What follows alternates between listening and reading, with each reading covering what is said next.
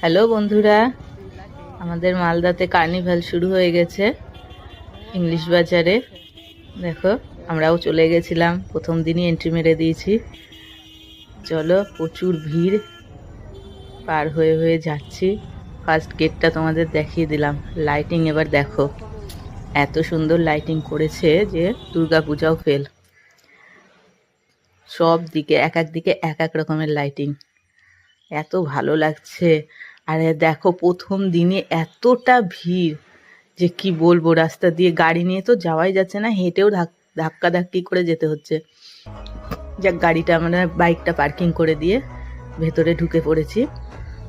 দেখো, এমডি দানিশ স্টেজে, এত সুন্দর লাগছিল যে কি বলবো, কিন্তু প্রচুর ভিড়, সামনে যেতেই পারছিলাম না, একটু দূর থেকেই ভিডিওটা করেছি।